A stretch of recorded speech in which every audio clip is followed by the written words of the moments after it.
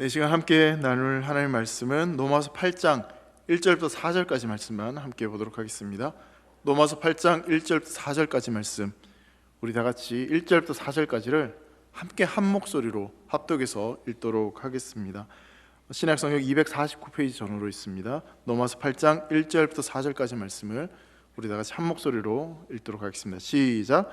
그러므로 이제 그리스도 예수 안에 있는 자에게는 결코 정죄함이 없나니 이는 그리스도 예수 안에 있는 생명의 성령의 법이 죄와 사망의 법에서 너를 해방하였음이라. 율법이 육신으로 말미암아 연약하여 할 수 없는 그것을 하나님은 하시나니 곧 죄로 말미암아 자기 아들을 죄 있는 육신의 모양으로 보내어 육신의 죄를 정하사 육신을 따르지 않고 그 영을 따라 행하는 우리에게 율법의 요구가 이루어지게 하려 하심이라. 아멘. 국민건강보험공단에서 저한테 굉장히 친절하게도 검사를 하라는 통지가 몇 년 전부터 오기 시작했습니다. 혹시 여러분 그런 통지 받아보셨습니까? 저만 받는 게 아니었네요. 저만 특별해서 주는 줄 알았더니 다 받는 그런 것 같습니다. 짝수회에 오는 것 같은데 그걸 보내면서 굉장히 친절하게 당신은 나이가 이렇게 되었으니까 검사를 이렇게 해보세요라고 그렇게 이야기를 하더라고요. 그리고 사실 또 검사를 안 하면은 자꾸 연락이 와요. 왜 자꾸 검사 안 하시냐, 검사를 좀 해야 된다, 그렇게 하더라고요. 그래서 왜 이걸 검사해야 되는지 잘 모르겠지만 나라에서 이렇게 친절하게 나한테 해주는구나 싶어서 감사한 마음도 있었는데, 여러분 이 검사를 몇 가지를 제가 해봤더니 내시경 검사도 해봤고요, 또 피 검사도 해봤고, 또 엑스레이도 이렇게 찍어봤고, 초음파도 이렇게 몇 번 해봤습니다. 근데 이제 그걸 하면 할수록 느끼는 건 뭐냐면, 최근에 이제 제가 했었는데 하고 났더니 그 결과를 가지고 또 나라에서 전화가 왔더라고요. 너무나 친절하게 이런 위험 사항이 있으니까 꼭 병원 가서 진료를 받으시고 약을 처방 받으시라고 이야기를 하더라고요. 한편은 참 감사했지만 한편은 좀 마음이 이제 이런 약을 먹어야 되나 이런 치료를 받아야 되나 그런 생각도 사실 좀 들었습니다. 사실 평소 살아갈 때는 아무런 이상이 없었는데 그런 검사를 하니까 몸에 어디에 이상이 있는지를 발견하게 되고 또 진단을 받아서 그렇게 약도 먹게 되고 또 병원에 가서 치료도 받게 되는 그런 일들을 이제 경험하게 되었던 것이죠. 여러분 한번 질문을 해보겠습니다. 여러분 검사를 받아서 내 몸에 어떤 아픈 부분이 드러나는 것이 좋은 일입니까? 나쁜 일입니까? 좋은 일 맞아요? 좋긴 한데 좀 마음은 한편은 좀 씁쓸하죠. 그런 병이 없으면 좋겠는데, 내가 검사를 받아서 안 좋은 것이 이렇게 진단이 되는 것은 사실 좋은 의미가 있는 거죠. 사실 요즘은 암도 초기에 발견하면 대부분 치료가 된다라고 합니다. 그런 의미에서 보면 이 나이가 되었으니까 암 검사를 하세요, 피 검사를 하세요, 이런 것들이 굉장히 우리에게 좀 유익한 부분들이 분명히 있는 것 같습니다. 우리 영적인 상태에 대해서도 우리의 그 실존적인 어떤 모습에 있어서도 정확한 진단이 필요한 것이 사실 그래서 굉장히 유익하다라고 저는 생각이 듭니다. 그럼 바울이 다메섹 도상에서 우리 주님을 만나게 됩니다. 그 주님을 만남으로 이 바울은 정확하게 자신의 상태가 어떤지를 진단을 받게 되는 것이죠. 그동안 자기가 얼마나 잘못된 열심으로 살아왔는지, 얼마나 그 인생이 비참한 인생이었는지, 아무런 소망이 없는 인생인지를 정확하게 진단을 받게 됩니다. 마치 영적인 검사를 바울이 받았던 것과 똑같은 것이죠. 그 영적인 검사를 받았는데 이 바울은 자기 자신이 너무나 비참하고 아무런 소망이 없는 그런 인생이었다는 것을 발견하게 됩니다. 로마서를 통해서도 바울은 그런 그 이야기들을 1장부터 7장에 걸쳐서 계속해서 이야기를 하고 있습니다. 그리고 7장에 보면 7장 24절에 보면 바울이 자신의 삶이 이러한 상태다라는 것을 이런 식으로 고백을 합니다. 여러분 오늘 바자회를 하고 굉장히 피곤했기 때문에 말씀을 똑같이 같이 읽도록 하겠습니다. 말씀을 같이 읽으셔야지 졸리지 않습니다. 7장 24절 같이 읽습니다. 시작. 오라 나는 곤고한 사람이로다. 이 사망의 몸에서 누가 나를 건져내랴. 여러분 바울이 지금 이렇게 고백을 하고 있는데 이것이 다만 바울의 고백이 아니라는 것을 우린 스스로 우리 자신의 고백이라는 것도 인정할 수밖에 없습니다. 여러분 바울은 그렇게 자기 자신이 얼마나 비참하고 얼마나 공고한 상태인지에 대해서 정확하게 진단을 받게 됩니다. 그러면서 동일하게 우리에게도 우리 인생이 이렇게 곤고한 인생이다라는 것을 분명히 말하고 있죠.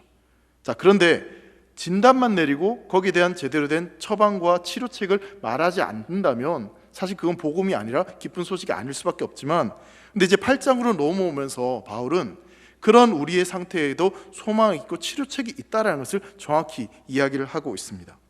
자, 여러분 로마서 8장 말씀은요 너무너무 귀하고 소중한 말씀입니다. 예수 그리스도 자기 아들을 우리에게 보내주셔서 그 하나님께서 우리에게 행하신 그 크고 놀라운 일들에 대해서, 하나님이 그 십자가의 사랑을 통해서 우리에게 어떠한 그 소망을 주셨고 어떠한 생명을 주셨는지를 이 성경 가운데 로마서 8장은 굉장히 자세하게 정확하게 우리에게 알려주는 말씀입니다. 자, 8장을 시작하면서 사도 바울은 곤고한 그런 인생이 어떻게 치료될 수 있는지, 회복될 수 있는지, 그리고 또한 우리가 어떠한 상태, 이제 어떠한 존재가 되었는지를 1절 말씀을 통해서 이렇게 선언을 하고 있습니다. 자, 1절 말씀 같이 읽습니다. 시작. 그러므로 이제 그리스도 예수 안에 있는 자에게는 결코 정죄함이 없나니. 자, 우리가 어떠한 상태인지에 대해서 바울이 지금 이야기를 하고 있는데요, 그 전에 정죄에 대한 이야기가 나오고 있습니다. 여러분, 정죄라는 것은요 하나님의 진노로 말미암는 실제 그 우리가 죄를 저지른 것에 대해서 하나님이 집행하는 그 하나님의 선고를 가리키는 그런 이야기입니다. 즉 의로우시고 거룩하신 그 하나님께서 죄인이라고 정죄하시는, 벌을 내리시는 것을 정죄함, 그렇게 이야기를 하는 거죠. 여러분, 로마서 5장 17절 말씀을 보면요, 우리 모든 사람은 아담 한 사람의 그 범죄 때문에 정죄를 받게 되었다라고 이야기합니다. 5장 17절 상반절입니다. 역시 같이 읽습니다. 시작. 한 사람의 범죄로 말미암아 사망이 그 한 사람을 통하여 왕노릇하였은즉. 여러분, 아담의 후손으로 태어나는 모든 사람들은 누구나 예외 없이 다 죄인이고, 그리고 하나님과의 관계가 단절되고 그 결과 그 영혼이 죽었다라고 그렇게 지금 말씀하고 있는 것이죠. 자, 그런데 이제 8장 1절 오늘 본문의 말씀이 시작되면서 그런 상태였던 우리, 곤고한 인생이었던 우리, 하나님의 정죄를 받을 수밖에 없었던 그런 인생들이 이제 예수 그리스도로 말미암아, 그 예수로 말미암아 우리에게 생명이 주어졌고 그 예수 안에 있는 사람에게는 더 이상 정죄함이 없다라는 선언을 하고 있는 것이죠. 여러분, 우리가 오늘 말씀을 통해서 가장 먼저 기억해야 될 내용이 바로 이 내용입니다. 하나님의 정죄를 면할 수 있는 길이 바로 예수 그리스도를 통해서 우리에게 주어졌다. 우리가 반드시 이것을 먼저 기억해야 되는 것이죠. 예수 그리스도를 믿고 그 예수 그리스도와 연합한 사람, 예수 안에 있는 사람은 더 이상 하나님과의 관계가 하나님이 심판주, 우린 심판받는 사람, 그런 것이 아니라 하나님이 우리의 아버지가 되시고 우리는 하나님의 자녀가 되는 그런 관계로 변화되었다라는 것을 말씀하고 있는 거죠. 즉 우리는 심판받는 사람들이 아니라 이제는 하나님의 사랑받는 하나님의 자녀가 되었다. 여러분 믿으십니까? 그럼 여러분 옆에 분에게 축복하겠습니다. 당신은 하나님의 자녀입니다. 네.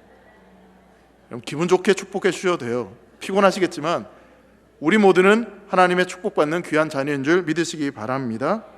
바울이 그 선언을 지금 우리에게 하고 있는 거죠. 예수 그리스도 안에 있는 우리는 어떠한 정죄함도 받지 않는 하나님의 자녀가 되었다. 그 선언을 우리에게 하고 있는 것입니다. 예수 그리스도 안에 있는 자, 그 안에 있는 자에게는 더 이상 정죄함이 없다, 구원받는다라는 것을 이야기하는 겁니다. 여러분 창세기 말씀을 한번 생각해 보려고 하는데요, 창세기 말씀을 보면 노아의 홍수 사건을 아마 기억하실 겁니다. 노아의 홍수 때 40일 40주야 비가 쏟아져 내렸습니다. 온 세상이 다 물에 잠겨버렸습니다. 자, 그런데 노아는 하나님 말씀하신 대로 그 홍수를 대비하기 위해서 무엇을 만들었습니까? 방주를 만들었습니다. 자, 그리고 그 방주 안에 들어갔습니다. 자, 비가 40주야 내렸는데 그 방주에 들어간 사람들은 어떻게 되었습니까? 살았습니다. 제가 자꾸 질문하는 이유는요, 졸리실까 봐 대답하시라고요. 방주 안에 들어간 사람들은 다 살았습니다. 심지어요, 사람만이 아니라 동물들까지도 그 방주 안에 들어간 다 살았습니다. 그 방주 안에 들어가면 살았어요. 여러분 이건 무슨 이야기를 하고 있습니까? 예수님이라고 하는 그 방주 안에 우리가 들어가면, 그 예수님 안에 있으면, 예수님 품 안에 있으면 그 어떤 사람이라도, 그 어떤 존재라도 구원받을 수 있음을 믿으시기 바랍니다. 예수님 안에 있어야 되는 거예요. 예수님 안에 거하시기를 주의 이름으로 축원합니다. 예수 안에 있는 우리를 하나님은 더 이상 죄인이라고 정죄하지 않으십니다. 예수를 믿고 그리스도 안에 거하는 자는 하늘의 영원한 사면을 받았다는 사실을 꼭 믿고 살아가는 우리 사랑하는 대길의 성도들 되시기를 주의 이름으로 축원합니다. 자, 계속해서 2절 말씀을 한번 같이 읽겠습니다. 2절 말씀 같이 읽습니다. 시작. 이는 그리스도 예수 안에 있는 생명의 성령의 법이 죄와 사망의 법에서 너를 해방하였음이라. 자, 사도 바울은 우리에게 정죄가 없다라고 선언을 하고 난 뒤에 2절 말씀에 보면요, 이것을 죄와 사망의 법에서 너희가 해방되었다라는 표현을 하고 있습니다. 그리스도 예수 안에 있는 생명의 성령의 법이 그리스도인들을 죄와 사망의 법에서 해방하였고 예수 그리스도 안에 우리에게 주시는 그 법으로 말미암아 우리는 다시 생명을 얻고 소망을 얻은 존재가 되었다라고 말씀을 하고 있는 것이죠. 즉 예수 그리스도 안에서 주어지는 그 생명의 법은 우리를 죽이는 법이 아니라, 우리를 사망케 하는 법이 아니라 생명의 법이다라는 것을 말씀하고 있습니다. 자, 그런데 여러분, 율법을 우리가 지키려고 애를 쓰는데 우리가 매번 경험하는 게 뭐냐면, 율법을 아무리 지키려고 노력을 해도 그 율법을 지키는 것이 결코 쉽지 않다는 것을 우린 경험하고 살아갑니다. 그래서 사실 로마서 7장 쭉 말씀을 읽어보면 바울이, 그래서 사실 율법 자체가 죄인을 살려주지 못하고 거룩하게 만들지 못한다라고 이야기하면서 공고한 인생이다라는 것을 계속해서 이야기하고 있습니다.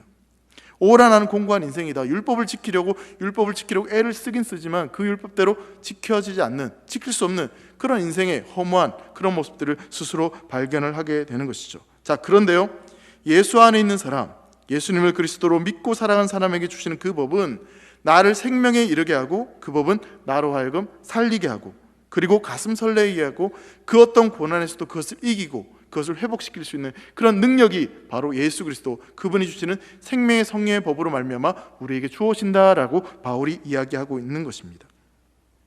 예수님을 만나는 인생 가운데 그런 변화들이 일어난다라고 바울이 이야기하고 있는 것입니다.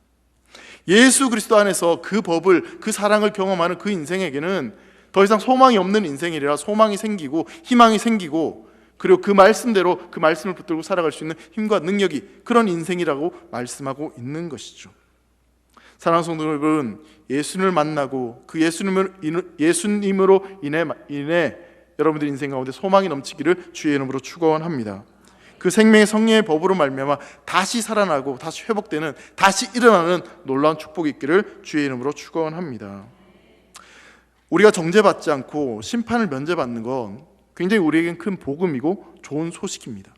자, 그런데 여러분, 로마서 8장에서 바울이 진짜 우리에게 하고 싶은 이야기는 너희가 정죄받지 않는다, 그 이야기만 하는 것이 아니라 사실은 조금 더 한 걸음 나아가서 정죄받는 것뿐만 아니라 이제 더 이상 그 죄의 노예로, 율법의 노예로 살아가는 것이 아니라, 즉 겉사람만 바뀌는 것이 아니라 우리 속에 있는 그 악한 본성, 그 모든 것까지도 바뀔 수 있는 그런 존재가 되었다는 것을 이야기하고 있는 겁니다. 여러분, 겉으로 드러나는 죄는 씻음받고 용서받을 수 있습니다. 자, 그런데 문제는 뭐냐면 똑같은 죄를 여전히 계속해서 짓는 데 있는 거죠. 물론 계속 그렇게 용서함을 받고 회개하면 용서해 주십니다.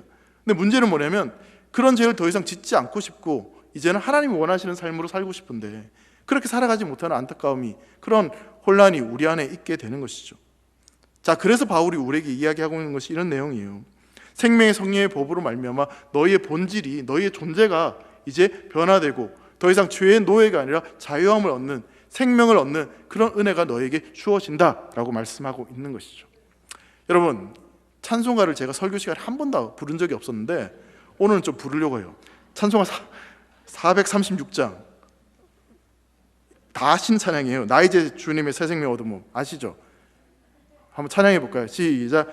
나 이제 주님의 새 생명 얻은 몸, 옛것은 지나고 새 사람이로다. 그 생명 내 맘에 강같이 흐르고 그 사랑 내게서 해같이 빛난 영생을 누리며 주 안에 살리라. 오늘도 내일도 주 함께 살리라. 아멘. 이 찬양의 고백이 우리 모두의 고백이 되기를 주의 이름으로 축원합니다. 예수님으로 인해 말미암아 우리는 새 생명을 얻은 자들입니다. 단순히 죄가 씻음 받은 것뿐만 아니라 우리의 본질 자체가 새 생명을 얻은 존재라는 것을 꼭 믿고 살아갈 수 있기를 주의 이름으로 축원합니다. 그 다음으로 우리가 좀 생각해야 될 것은요, 그렇게 우리에게 주어지는 그 새 생명, 새로운 존재가 되는 그것이 과연 그런 복이 정말 내가 아무것도 안 했는데 정말 공짜로 이게 주어지는 것인가, 공짜로 그냥 받아도 되는 것인가에 대해서 한번 좀 생각해 보려고 합니다. 그럼 세상 사람들은 공짜가 없다고 그러죠. 공짜 좋아하면 어떻게 된다고 이야기합니까? 더 이상 얘기하지 마세요. 괜히 상처받는 분들이 있어요. 실제로 그런 일은 없습니다. 여러분, 우리가 앞서 살펴보았듯이 그리스도인들은 이 정죄함이 없다, 죄와 사망의 법에서 해방되었다라고 이야기합니다. 근데 그것을 우리는 은혜로 받았다, 공짜로 받았다라고 이야기하는데, 근데 사실은 우리가 값을 지불하지 않았는데 진짜 이게 공짜인가 한번 생각해 보는 것이죠. 결론적으로 여러분들에게 말씀드리고 싶은 것은, 우리는 그 값을 지불하지 않았지만 하나님은 엄청난 대가를 지불하셨습니다. 여러분, 그것을 우리는 잊지 않아야 되는 것이죠. 미국 사람들 가운데 이런 표현을 많이 합니다. 자유는 공짜가 아니다, 자유는 대가를 지불하고 얻은 것이다 라고 이야기를 하는 겁니다. 그러나 여러분 다 아시다시피 우리는 우리의 영적인 그 자유를 위해서 그 어떠한 대가를 지불한 바가 없습니다. 우리가 한 일은 아무것도 없습니다. 자, 그러면 우리에게 주어지는 그 자유, 그 죄와 사망의 법에서 해방시킨 그 자유가 우리에게 주어지기까지, 우리가 정죄받지 않기까지 우리를 위해서 우리의 대가를 지불하신 분이 과연 누구인가 생각해 보는 거죠. 3절 말씀 보면 이렇게 말씀합니다. 3절 같이 읽습니다. 시작. 율법이 육신으로 말미암아 연약하여 할 수 없는 그것을 하나님은 하시나니 곧 죄로 말미암아 자기 아들을 죄 있는 육신의 모양으로 보내어 육신의 죄를 정하사. 여러분 보세요. 율법이 육신으로 말미암아 연약하여 할 수 없는, 우리는 할 수 없었다는 거예요. 우리는 그 대가를 지불할 수 없었다는 거예요. 자, 그런데 누가 그 대가를 지불했다고 말씀하고 있습니까? 그것을 하나님은 하시나니, 하나님이 그 대가를 지불하셨다라고 그렇게 선포하고 있습니다. 우리가 연약해서 할 수 없는 그것을 하나님은 하셨다, 하나님이 하셨다라고 말씀하고 있습니다.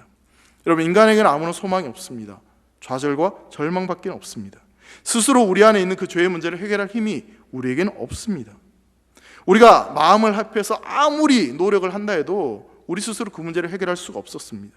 철학으로도 과학으로도 지식으로도 그 어떤 물질로도 돈으로도 할 수가 없었습니다. 그냥 그렇게 살다가 죄의 싹슨 사망이라고 했듯이 죽은 그런 사망의 인생으로 살아갈 수밖에 없었는데, 그런 구제불능이었던 우리를 위해서 우리를 구원하시고 우리에게 친히 그 대가를 지불하신 분이 누구라고 말씀하고 있습니까? 하나님이 하셨다. 여러분, 하나님이 하셨음을 믿으십니까? 하나님이 여러분들을 살리기 위해서 하나님이 그 일을 하셨는 거예요. 다른 그 누가 한 것이 아니라 하나님이 그 일을 친히 감당하셨다는 겁니다. 하나님은 하시나니 곧 죄로 말미암아 자기 아들을 죄 있는 육신의 모양으로 보내어 육신의 죄를 정하사라고 분명히 말씀하고 있죠. 죄를 인하여 이렇게 말씀하고 있는 것은, 우리가 죄가 있기 때문에, 죄의 문제가 있기 때문에 그 죄를 대신할 방도를 하나님께서 마련하셨고 그 일을 친히 하셨다라고 말씀하고 있는 것입니다. 자, 하나님은요, 그 일을 하기 위해서 자기 하나밖에 없는 독생자 예수 그리스도를 이 세상에 보내어 주셨습니다. 그런데 그 예수님을 죄 있는 육신의 모양으로 보내주셨다라고 그렇게 성경은 이야기하고 있습니다. 하나님의 독생자 예수 그리스도, 그 성육신에 대해서 말씀을 하고 있는 거죠. 자, 그런데 여기서 우리가 좀 주의해서 생각해 봐야 될 부분이 있습니다. 하나님은 우리를 막 심판하시려고 하시는데, 근데 그 예수님이 하나님의 뜻을 거스리고, 하나님, 제가 가서 그 문제 해결할 테니 나를 보내주세요. 여러분, 그래서 예수님이 오신 것이 아니죠. 오늘 성경은 뭐라고 이야기합니까? 하나님 아버지께서 그의 아들을 보내시기로 작정하셔서, 그래서 예수님이 이 땅에 오셨다는 겁니다. 하나님이 작정하셨고 그 작정하신 일을 예수님이 행하셨다. 그리고 그 일을 성령님이 우리에게 깨닫게 해주신다. 그럼 성경은 그렇게 이야기를 하고 있는 겁니다. 그리고 또 하나 우리가 주의해서 생각해 봐야 될 것은, 예수님께서 이 땅에 인간의 몸으로 오셨다라는 것을 성경은 죄 있는 육신의 모양으로 오셨다라고 분명하게 이야기하고 있습니다. 자, 그냥 인간의 몸을 입고 예수님이 이 땅에 오셨습니다 라고 이야기하면 될 텐데, 근데 바울은 죄 있는 육신의 모양이다라고 그렇게 또 한 가지 설명을 덧붙이고 있습니다. 여러분, 예수님이 이 땅에 오셨던 그 몸은, 그렇다면 타락하기 전 아담의 몸으로 오신 것일까요? 아니면 우리처럼 지금 연약하고 병약하고 결국은 썩어질 그런 우리와 동일한 육체, 그 몸을 입고 예수님께서 오신 것일까요? 예수님은 타락하기 전 아담의 몸을 입고 오신 것이 아닙니다. 여러분, 복음서를 보면요, 예수님은 피곤해 하셨습니다. 너무 피곤해 가지고 배 위에서 주무시지 않았습니까? 배도 고파 하셨어요. 화도 내셨어요. 목말라도 하셨고 눈물도 흘리셨고, 그러니까 육체의 고통을 그대로 우리가 똑같이 느끼셨다라는 것입니다. 그러니까 바울은 죄 있는 육신의 모양으로 그대로 예수님께서 이 땅에 오셨다라고 말씀하고 있는 거죠. 자, 그래서 히브리서 2장과 4장에 보면 예수님이 우리와 동일한 육신을 입으시고 사셨기 때문에 우리의 처지와 우리의 형편을 너무나 잘 알고 있다는 내용을 이렇게 말씀을 설명하고 있습니다. 히브리서 2장 18절 말씀 한번 같이 읽겠습니다. 시작. 그가 시험을 받아 고난을 당하셨은즉 시험 받는 자들을 능히 도우실 수 있느니라. 그리고 히브리서 4장 15절입니다. 같이 읽습니다. 시작. 우리에게 있는 대제사장은 우리의 연약함을 동정하지 못하실 이가 아니요 모든 일에 우리와 똑같이 시험을 받으신 이로되 죄는 없으시리라. 예수님께서 우리와 동일한 육신을 입으시고 이 땅에 오셨다라고 말씀하고 있습니다. 자, 그런데 우리와 동일한 육신의 몸을 입고 이 땅에 오신 이유가 또 한 가지 더 중요한 부분이 있습니다. 3절 끝부분에 보시면요, 그 이유에 대해서 육신의 죄를 정하사 이렇게 표현하고 있습니다. 예수님께서 왜 그렇게 우리와 똑같은 모습으로 이 땅에 오셨느냐, 그 이유는 우리의 죄 때문이다, 우리의 죄 때문이다라고 그렇게 말씀을 하고 있는 것이죠. 그 죄의 문제를 주님께서 어떻게 해결하셨습니까? 자신의 육신으로 인류의 죄를 담당하시고 대신 그 죄값을 지불하신 것입니다. 여기에 대해서 고린도후서 5장 21절 말씀을 보면요, 이렇게 말씀하는 부분이 있습니다. 한번 같이 읽어보겠습니다. 시작. 하나님이 죄를 알지도 못하신 이를 우리를 대신하여 죄로 삼으신 것은 우리로 하여금 그 안에서 하나님의 의가 되게 하려 하심이라. 예수 그리스도께서 십자가상에서 우리 대신 죄가 되셔서 우리의 죄값을 대신 지불하심으로 모든 믿는 자들은 이제 그 죄의 영향력으로부터 벗어나 그 은혜와 진리를 경험하는, 이 성령의 다스리심을 경험하는 그런 인생이 되었다라는 것을 말씀하고 있는 것이죠. 사랑하는 성도 여러분, 우리가 두 번째로 기억해야 될 건 이겁니다. 지금 우리가 누리고 있는 이 생명과 이 자유는 절대로 공짜가 아니라는 사실입니다. 물론 우리는 공짜로 받았습니다. 우리에게는 공짜로 주어졌지만 우리 하나님께서는 자신의 아들 예수 그리스도를 이 땅에 보내주셨고, 그 예수님께서는 친히 십자가에 달려 죽으시는 그 고통을, 그 십자가에 자신을 내어주시는 그 대가를 지불하심으로 말미암아 우리에게 이런 자유와 소망이 주어졌다는 사실을 꼭 기억하시기를 바랍니다. 그렇기 때문에 우리는 우리의 의나 우리의 어떠함을 절대로 자랑할 수 없습니다. 우리가 할 수 있는 일은 오직 십자가를 찬양하고 감사하는 일밖에는 할 수 있는 일이 없다라는 사실이죠. 우리 그리스도인들은 예수 그리스도의 그 대속의 사역으로 말미암아 구속의 그 은혜가 주어졌습니다. 그리고 성령께서 우리 안에 오심으로 말미암아 그 구속의 은혜가 우리에게 적용되어졌고 그것을 깨닫게 하여 주셨습니다. 그 은혜를 경험하며 또 그 은혜를 전할 수 있는 저와 여러분 되시기를 간절히 소망합니다. 그럼 마지막으로 우리가 좀 기억해야 될 것은요, 그렇다면 그렇게 우리에게 주어진 그 구원이, 그 자유가 과연 왜 주어진 것인지, 그 자유와 그 구원이 주어진 우리는 그렇다면 어떤 삶을 살아가야 되는 것인지에 대해서 좀 생각해 보려고 합니다. 그럼 우리에게 주어진 그 구원은요, 분명한 목적이 있는 구원이라는 사실을 기억해야 됩니다. 하나님이 우리를 죄와 사망의 법에서 해방시켜 주실 때 그냥 우리 마음대로 살라고 그렇게 우리를 구원하신 것이 절대로 아닙니다. 그만큼 비싼 대가를 지불했으니 하나님의 정하신 분명한 목적이 있고 그 목적대로 살아야 되는 것이 우리에게 있다라는 사실입니다. 자, 하나님이 우리를 구원하신 목적에 대해서는 4절에 말씀을 하고 있습니다. 여러분 4절 말씀 같이 읽겠습니다. 시작. 육신을 따르지 않고 그 영을 따라 행하는 우리에게 율법의 요구가 이루어지게 하려 하심이라. 뭐라고 말씀하고 있냐면요, 더 이상 이제 육신을 따라 세상의 그런 가치를 따라 살아가는 삶이 아니라 율법의 요구가 우리에게 이루어지도록, 그 율법을 이루도록 우리를 구원하셨고 그 비싼 대가를 지불하셨다라고 말씀하고 있습니다. 여러분, 우리의 힘으로 우리의 노력으로는 분명히 이 율법을 지킬 수도 없고 그 율법을 따라갈 수도 없습니다. 그런데 이제 예수 그리스도 안에서 그분이 그 비싼 대가를 지불하심으로 말미암아 이제 우리의 삶이 그 율법의 요구를 들을 수 있는, 응답할 수 있는 그런 삶의 존재로 바뀌어졌고 그렇게 살아가야 되는 삶의 목적이 우리에게 주어졌다는 것을 이야기하고 있는 것이죠. 여러분, 누가복음 19장에 보면 삭개오라는 인물이 등장합니다. 삭개오의 직업은 세리였습니다. 이 삭개오는 돈이 없으면 사람 대접을 받지 못한다라는 생각을, 그런 가치를 좀 가지고 있었던 사람인 것 같습니다. 누가복음 19장 2절 말씀 이렇게 말씀합니다. 한번 같이 읽어볼까요? 시작. 삭개오라 이름하는 자가 있으니 세리장이요 또한 부자라. 삭개오는 세리였고 부자였다라고 이야기하고 있습니다. 자, 돈은 있었지만 이 세리란 직업 자체가 좀 천대받는 직업이었으니까, 그리고 또한 키도 작고 또 볼품도 없어서 이 자신의 자존감이 굉장히 낮았던 그런 사람인 것 같습니다. 하지만 이 돈만 있으면 그래도 사람 대접받고 살아갈 수 있을 것처럼 인정받는다고 생각을 했습니다. 자, 그런데 어느 날 이 삭개오가 예수님을 만나게 됩니다. 그리고 그 예수님이 자기의 집에 오셨습니다. 예수님은 이 삭개오와 친구가 되어주셨어요. 그리고 예수님을 만난 삭개오는 그 예수님의 따뜻한 눈빛과 그 온화한 미소와 아무도 사람 대접해주지 않고 관심 가져주지 않던 이 삭개오에게 관심을 가져주시는 그 예수님의 말씀과 그 마음, 그 표정, 그 예수님의 그 반응들, 예수님이 찾아오심으로 말미암아 이 삭개오는 진정한 사랑을 경험하게 됩니다. 그리고 그 사랑이 삭개오로 하여금 자기 속에 있었던 어떤 답답함들, 응어리들을 완전히 풀어주게 됩니다. 나는 사랑받고 있구나, 나는 특별한 존재였구나, 나는 절대로 쓸모없는 존재가 아니구나, 그것을 깨닫게 되는 거죠. 돈이 있어야지, 이 명예가 있어야지, 이것이 있어야지만 나는 사람 대접받는구나 생각을 했었는데, 근데 그것이 아니라 예수님을 만나고 나니까 그 모든 것이 헛되다는 것을 깨닫게 되는 것이죠.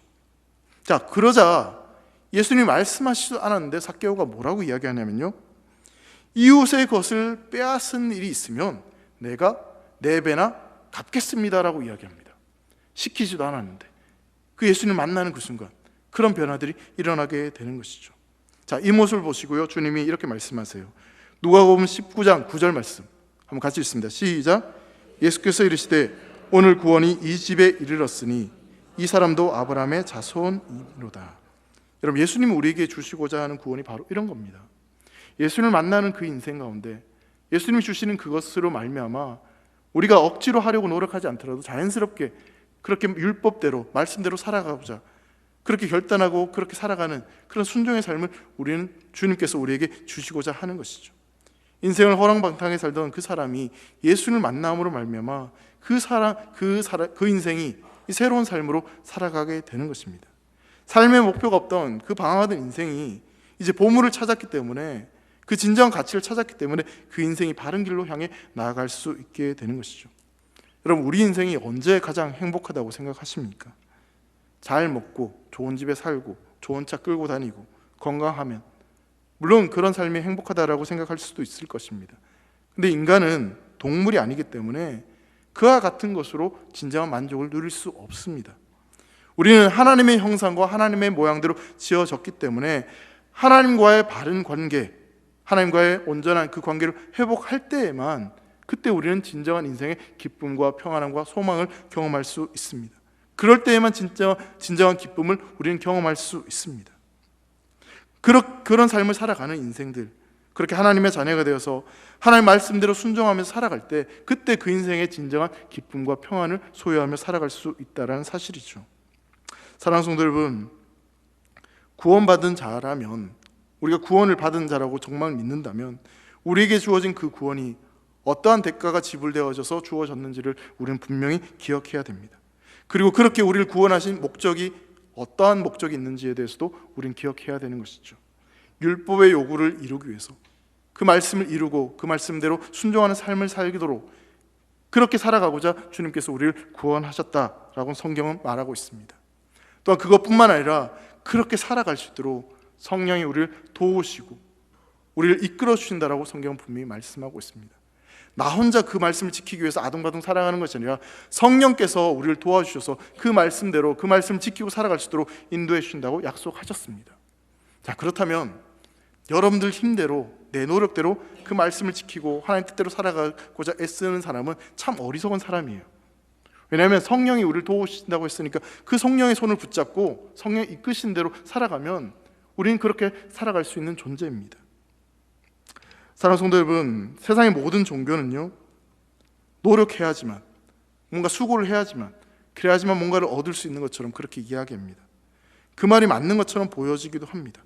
그런데 여러분, 노력하면 할수록, 내가 수고하면 할수록 우리 인생 가운데 서지는 고백은 뭐냐면, 오호라 나는 곤고한 사람이구나, 나는 정말 안 되는 사람이구나, 실패하고 넘어지고 정말 내 힘으로 안 되는구나, 그럼 그것을 느낄 수밖에 없습니다. 만약 지금 이 순간 그런 정말 내 인생이 공고하다, 내 인생이 정말 초라하다, 그런 것들이 느껴지는 성도님들이 계시다면 바울이 오늘 우리에게 주시는 그 말씀을 붙잡고 다시 일어설 수 있기를 간절히 소망합니다. 주님이 우리를 정죄하지 않으시고 우리를 위해서 어떠한 대가를 지불하셨으며 또 그 대가를 지불하시면서 우리에게 어떤 삶을 요구하시는지를 분명히 깨달아서 그 삶을 향해 나아갈 수 있는 저와 여러분 되시기를 간절히 소망합니다. 우리에게 베풀어 주신 그 구원의 목적, 그 구원의 은혜를 잊지 마십시오. 4절 말씀의 표현대로 율법의 요구가 이루어지도록 우리를 그렇게 불러주셨다는 사실을 기억하시기를 바랍니다. 여러분, 예수님을 믿기 전 우리의 상태는 바울이 고백한 대로요, 오호라 나는 공고한 사람이로다, 그렇게 고백할 수밖에 없는 그런 연약한 인생이었습니다. 근데 그런 인생 가운데 주님은 우리를 찾아오시고 우리를 불러주셔서 더 이상 정죄받지 않는 인생, 심판받는 존재가 아니라 하나님의 자녀로 우리를 불러주셨습니다. 그리고 그렇게 우리를 정죄받지 않는 인생이 되도록 하기 위해 하셔서 예수님은 친히 자신의 몸을 십자가에 내어주셔서 그 대가를 지불하셨습니다. 그리고 더 중요한 것은 그렇게 대가를 지불하심으로 말미암아 이제 우리의 힘으로 우리의 노력으로 절대로 살아갈 수 없는 그 율법의 요구를 이루는 삶, 말씀대로 순종하며 살아가는 그 삶을 살도록 우리에게 그 길을 열어주셨습니다. 우리에겐 그 길이 열려 있습니다. 이제 그렇다면 우리가 해야 될 일은 그 길을 힘차게 걸어가는 것입니다. 더 이상 뒤를 돌아보고 세상을 바라보며 살아가는 것이 아니라 성령을 쫓아 성령의 이끄심을 따라서 그 길로 우리가 힘차게 나아가면 우린 그 길을 걸어가는 순간순간마다 더 큰 하나님의 사랑과 우리를 위해 친히 베풀어 주셨던 그 대가를 지불하신 그 주님의 놀라운 축복과 은혜를 경험하는 복된 삶이 되실 줄 믿습니다. 이번 한 주간도 우리를 그렇게 사랑하시고 우리를 붙드시고 이끌어 주시는 그 성령의 인도하심대로 살아가는 사랑하는 대길의 모든 성도들 되시기를 주의 이름으로 축원합니다. 기도하겠습니다. 사랑하는 하나님 아버지, 감사합니다.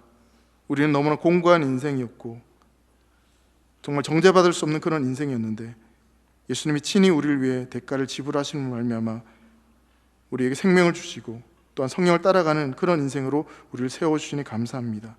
우리를 세워주시고 우리를 불러주신 그 뜻대로 이번 한 주간도 살아갈 수 있도록 은혜를 베풀어 주시고 더 이상 세상이 아니라 성령님을 쫓아 살아가는 그런 인생이 되도록 축복하여 주시옵소서. 감사드리며 사랑하는 예수님의 이름으로 기도합니다. 아멘.